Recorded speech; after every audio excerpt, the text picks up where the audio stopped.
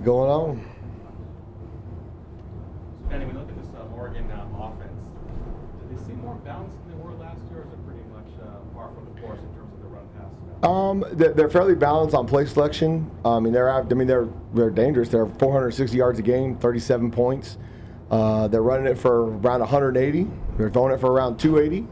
So, they're doing a good job of distributing the ball. They've got a lot of playmakers. I think C.J. Verdell runs really, really hard, gets downhill. They do a good job. They stay on track. They've got some really, really good old linemen. I think they're physical, they're athletic.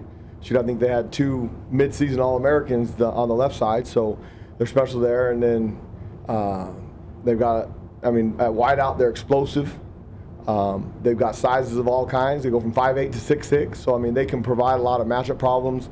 They've done a lot out of both 11 and 12 personnel. They can get in their 12 personnel and still get in their 11 personnel formations and spread you out.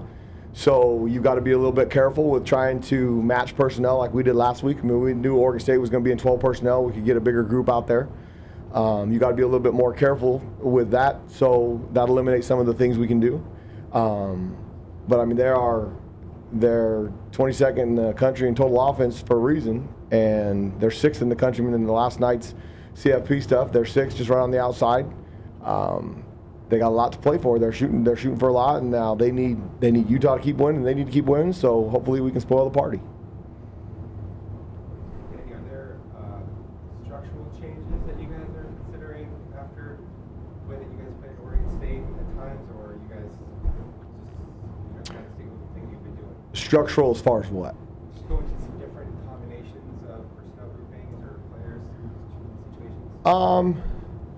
The problem that they present with that is how explosive they can be with their 12 personnel. Now, when they lost Brayline early in the year, and I hope he's okay because he's a great player. He was 27 for him. But they do some stuff with their tight ends where they'll still get in 11 personnel formations when they have them both in there.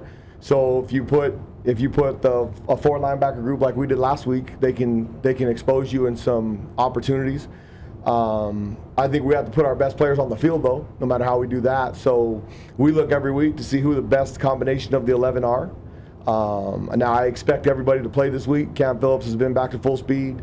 So we should have Kobe should be able to be available at both corner and safety. I thought we were significantly better in the secondary when we had a 3-man rotation outside. So hopefully we can keep Kobe out there if those guys inside, Cam and Kiwan and Ashari and Willie, those guys can stay healthy. If Cam and Ashari can play to the similar level that they did last year against Oregon, then we're significantly better inside and we'll be better outside for it. So we're looking at what our best 11 combination is, but they present problems by what they do formation-wise with their 12 personnel stuff. I know that you felt going into the season that quarterback should be a strength Mm-hmm. for the team, and it hasn't really materialized in recent weeks. Is it confidence issues? Do you think Completely. Early on in the season, they were playing very confident. Their technique was better. I think we got spooked a couple times, and when your technique fails, now it's a crapshoot. Now you're guessing, and apparently we're really bad guessers because we've been on the back end of some. And it's a matter of, I was telling Chase today, we're 3 yards from being really good. And when I say 3 yards, when we're working our back pedal stem, we give them a certain yard line. When that receiver comes off full speed, okay, we're giving them a certain yard line that they have to stay square and open to. And we're doing that too early. And when that happens, now the receiver has the advantage because he can go inside, he can go outside. He's not at the top of his route. So when he gets to the top of his route, he's either going to go vertical or he's going to break off and stem. And Kobe outside has not had any of those issues all year. Whereas Jack and Chase have lost a little bit of confidence along the way, so they get out so they don't get run by. They're not giving up big plays, but they're chunking 17 and 18-yard gains, and it's killing us. So we've done a lot of that stuff today, and I think it's a ton of confidence. Now, we've done some different things with our alignments. The way we try and line up the 2 outside guys, we're called what's called a 9-yard read. You read the quarterback through 3-step and don't move. Well, once their confidence gets a little shaken, if you watch them on the snap, all of a sudden they're not reading the quarterback, they're bailing. So where traditionally you're going to play at 7 yards, you're going to creep out using that, and now you got your 9-yard cushion, we're creating separation within those receivers, which now You give a really, really good receiver that much space, good luck. And if you watch, I mean, the good thing is we've got examples on tape with where we're trying to coach them and teach them. There's one, Tamarcus Davis does it just perfect. It's a similar route to what we were getting, a little 4-yard out, but he's playing off his technique, doesn't move. He tackles it for a 4-yard gain. Well, if they're going to throw the ball 2nd and 6, I've yet to come across an offensive coordinator that's willing to go 4 yards, throwing hitches all day long. They just get impatient. They get bored. And so we've got to continue to perfect. And early in the season, we weren't having those issues. I thought, like I said, having Kobe outside makes those guys, the rotation is different. So either they don't have as much opportunity to expose some of their technique traits, and they play with more confidence because they make a few more plays. Now, we told them, I mean, we practiced more double moves last week, which maybe we practiced too many of them because we might have had them spooked, because that's all a technique issue. If you stay square through the double move, it don't matter. In college football, you could run into them. We're trying to get them to understand that offensive coaches on the other team do just like we do every week. When we have our meeting on Tuesday morning, we exploit the weakness of every offense we go against, okay? This guy does this guy does this. Well, guess what, guys? You two on the outside, they're scheming you. They know what you're bad at, so they know where they can get your eyes dirty. They know all those things. And so until those guys understand they've got to perfect their deficiencies, we're going to struggle. And hopefully having Kobe out there, if we can stay healthy inside, we'll make a difference. We'll see. Because these guys have the chance to embarrass you, just like SC and everybody else. Now, when we play with technique, and in the second half on last Saturday, they were significantly better in man coverage. Every third down, they were 1 of 11 on third down. Every third down in that second half, when we were bringing pressure, they were great. Early on, we were not necessarily we were trying to stop the run, so we didn't get as much pressure quick. But it wasn't the matter of time he had. He could have completed those routes because of the way we were playing so soft, trying not to get beat deep, trying not to get beat on double moves, which we got beat on double moves anyway. So hell, we should have went up there and pressed and just take your chances. So we worked on that this week, and hopefully we can solve it and get started a lot faster this week. So, is it, as a play caller, is it challenging if you feel like you can't get there with pressure, but you know when you bring pressure, you're man coverage, or is that not? It does. It affects. I'll give you a perfect example against SC in the first quarter. I mean, that's as interesting a scenario as I've ever been in as coaching. I mean, the 28 points we give up that fast, and the first one, okay, the first drive down the field, we call man coverage a couple times. We don't cover the dig, and then we call cover 3 down the goal line, and we don't push to it, and they score a touchdown. Okay, well now it affects you a little bit. Maybe we can't cover them. Let's give them a chance by playing some zone. Well, we give them a cover 3 look, and our curl flat defender doesn't run the wheel, and they get a 58-yard touchdown. Well, okay, here we go.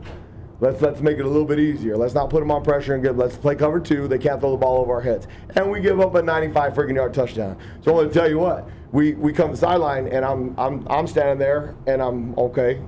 Well, we tried man, we tried cover 3, we tried cover 2. They're going to score 120 points. I mean, well, what else are we going to do? So it's either buck up and try and play. I mean, coach was like, we're going to be all right? I'm like, coach, we've done this, it ain't working. Oh boy, here we go. So we call them up on the sideline and look, start playing with your technique, do things right, and then for 3 quarters they get 3 points and 200 yards offense. I mean, that shouldn't happen. So it does affect you as a play caller. But I mean, we've made slight adjustments in the last 3 games where they've scored the 28 points in the first half. It hadn't been wholesale adjustments. We're not running one scheme, they run up all these points, and then we come inside and we run another scheme. We settle them down, and all of a sudden they start playing. Oregon State could not move the ball in the second half on Saturday night. They couldn't. They had 98 yards in the second half, all because we were playing with technique. And it's frustrating. I get it. It is frustrating as hell on the sideline. Excuse my words. It's frustrating as heck when the stuff you're calling should be working, and it's not. And you can scrap some things, and I mean, if you get beat on something that they just physically cannot do, well, then shame on the coaches. Well, the last 2 weeks you can see that ain't the problem. So we've got to find a way, and we've done some different things in practice. We've got to find a way to get them to start faster. I've never been around a group that started so slow, so we're going to change some pregame warm-up stuff, and I mean, we got the big crew on ABC coming in this week. I asked Coach, I said, let's go out there 20 minutes before the game and let's have a live scrimmage before the game starts. Let's do it, because the other stuff ain't working. Why not? You want a national story? That'll be a national story. I got vetoed, so. Is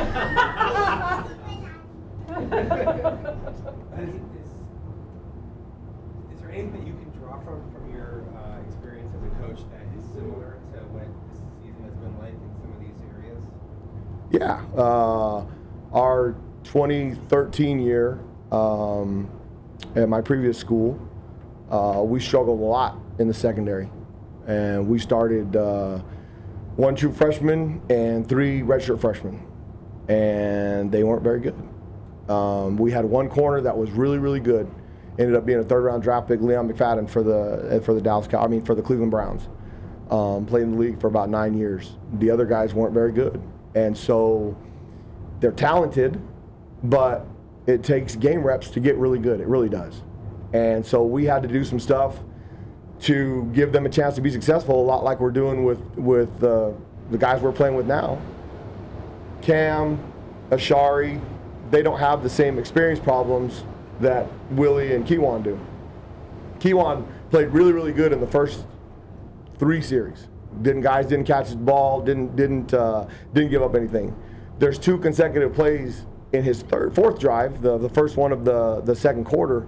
We're calling man coverage, and he goes free both times. Doesn't cover anybody. Now, they didn't throw it to the guy that he was supposed to be covering, but if they do, we might be looking at a 50-yard touchdown because of an assignment error. Well, when he comes over to the side and explains it, I understand what he's saying, but it shouldn't have any effect on it. But that's a guy that doesn't have any reps. They change the formation. They get into a nasty formation. Sometimes we go cover 2. Sometimes we go stay straight man locked up.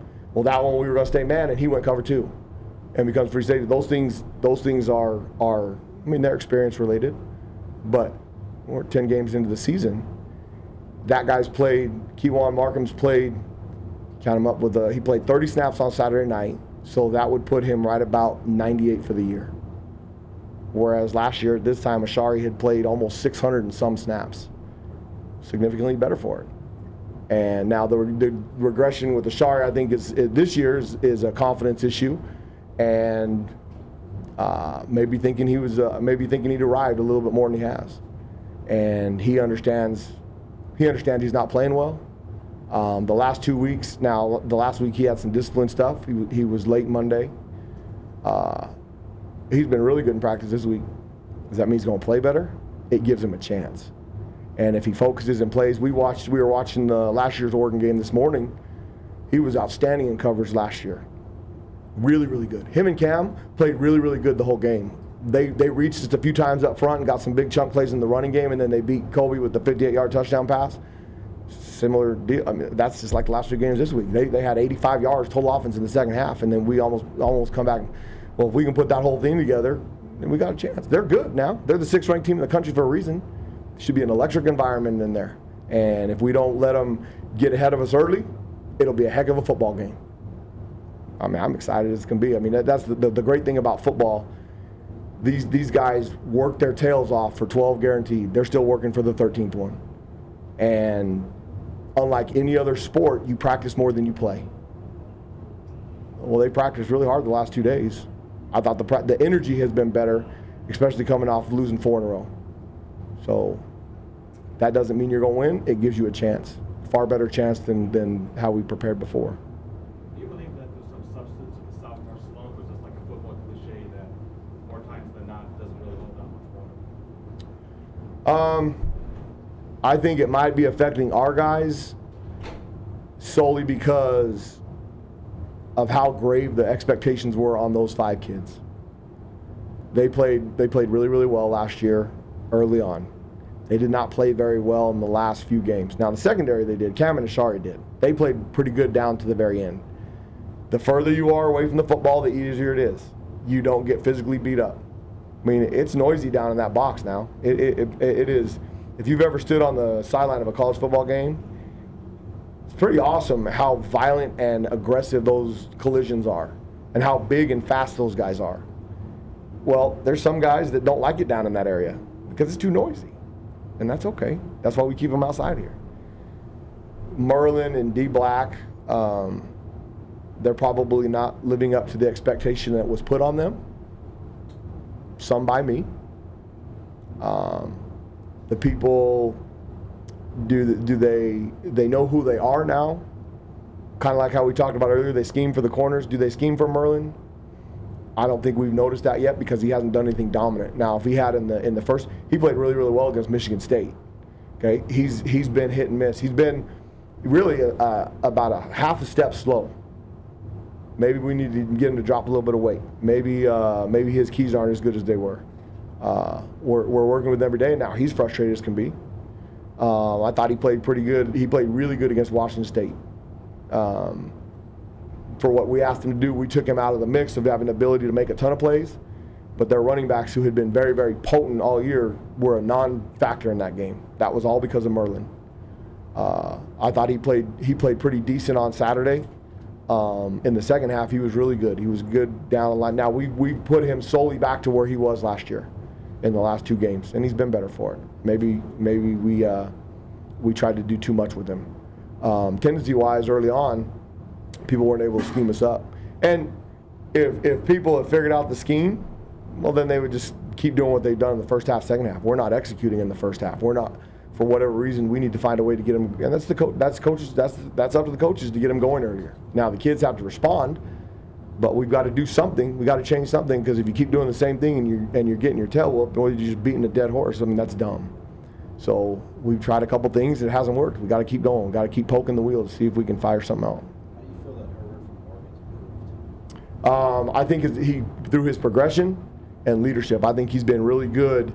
When they need to play, they know how to go to him. In every single game they played, even in the Auburn game, in the first half, Auburn, that score could have very easily been 28-6. They missed a field goal. They missed an opportunity down in the red zone with, a really good opportunity to score. It's 14-6, very easily could have been 28-6, and now it's a completely different game, and they're probably one of the top 3 teams in the country. Give Auburn credit. They were able to hold them back there, and then they score with 9 seconds left. So their ranking is completely deserved. They're the 6th best team in the country, and we'll see how far that separation is. But I think what's really neat is he knows what he's got ahead of him, and I don't think it's affected him. There's a lot of guys that it does. You look at all that money that he's going to be making and start worrying about getting hurt and all that. Shoot, if you watch the last game, the team they were playing, they were around his knees a bunch. They were coming off, they were getting good pressure, and it didn't faze him. So I think that says a lot about his character and how important his team is to him. Because he ain't playing like a guy that has millions of dollars on the line. He's playing like a really good football player that's on a mission to win something. So I think that says a lot about him and his leadership skills and his character. I think he's a good player, really good player. Third play of the game last year, we have a corner blitz that comes scot-free, and it looks like a gnat falls off of a friggin' tree. And Chase had him square in the back. If Chase makes that tackle, it might be a completely different first half.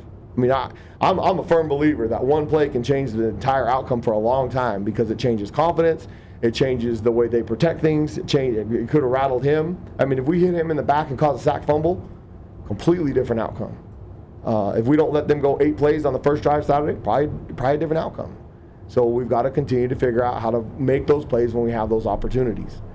We had an opportunity to get off field on third down, didn't make it happen. In the first half, they were pretty good on third down, 4-5. Second half, they were 1-11. We played better. We got to play for 60 minutes. When we play for 60 minutes, we'll have a chance, and it'll be fun. Herman was talking the other day about starting better on both sides of the ball. We talked about that some last week after the USC game. Mm-hmm. After the USC game. But when you guys are brainstorming ideas about how to do that, not just on your side, but overall, what kind of comes up in those kind of conversations about what can we try that maybe we haven't? Everything from pregame warm-up to the order of practice to what we're doing specifically by defense. Are we trying to do too much? Last Saturday was the first time that we really had a base package and a second group where we put the 4 linebackers in.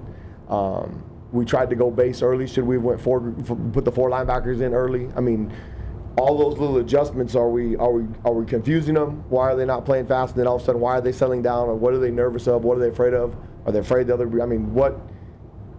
Everything. We've thrown everything out there. Like I said, live scrimmage, throw it out there. I mean, something's going to stick. And as soon as we figure out how to work, last year it was the third quarter. So we had a third quarter period in practice this year. I mean, that was the emphasis. Well, third quarter hadn't been the issue this year. We've been actually pretty good in the third quarter. So maybe it was some of those emphases. We tried the emphasis that we made in the third quarter out of a first quarter. The last 2 weeks, we've changed the order of some of the things we do in practice, trying to match it up to the pregame. I mean, there's nothing. If you're not arrogant and stubborn, there's nothing you're willing to try. And I've got coaching buddies that we talk to that shoot. Coach Long's been in this almost 45 years coaching, and I'm not afraid to ask him. I mean, he's been really good to me. So we run ideas by. Coach Edwards been doing this 30 years. So everything that he's done for the last through playing experience through NFL. I mean, there is nothing untouched that we won't do if we think it'll help our kids. We're not stubborn enough to think there's only one way to do it. So we tried a couple things in practice this week. We'll see. We'll see how they pan out on Saturday. But I know this: our kids are excited to play, and that's a lot of. I was very concerned after we had those guys late and everything last week. Okay, what's this week going to turn into? What kind of character do we have? Who are our kids? Because I'm not one to if they're going to be late this week, we ain't covering it up for them. We ain't doing that. I'm not. And so that part of it has been good. As of right now, everybody that's supposed to start is going to start. Well, they have 2 days to screw it up. We'll see. I don't think they're going to. But I didn't think we'd have a few guys late to a meeting on Friday or Saturday. Now they've been really engaged in practice, and like I said, they're excited for the opportunity. It's a great stage. Shoot, you got the game day crew here, calling the game. It's on national TV, 5:30 prime time. Oregon is trying to display their opportunity to get in the CFP with the big boys. I mean, we're the lamb they're putting out there to slaughter. I don't see anything that would get you more excited to play. I really don't. I mean, and if you can't answer the bell at that, if you come out scared or you come out not ready to go, then check your pulse. I mean, live for these opportunities. These are the opportunities that when you're 8 years old out in the backyard by yourself, this is the stage you want. Now, the stage is more ideal for them because they're 9-1 fighting for a CFP spot. If you had 2 9-1 teams, or if they make it to the championship game and Utah's in the championship game and you've got 2 teams that are fighting for a CFP playoff spot, I mean, that's everything you ask for. So our boys, everybody's going to be watching Oregon on Saturday night. Well, go give them a reason to watch. We'll see. That's everything you can ask for.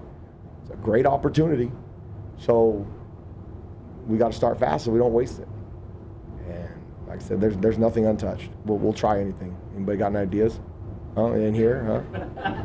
We'll take them. It doesn't mean we're going to use them. Like I said, live scrimmage got scratched, but we'll see. If Herb's not taking your ideas, he's sure as hell not taking ours. You never know. Throw them out there. Throw them out there. You might see what happens. You're probably right. Yep. Thank you guys. Yeah, he's fine. He's good. Like I said, all 11, everybody that started, everybody is available outside of George Lee. George Lee, I think Coach said it, he's having surgery on the 3rd of December.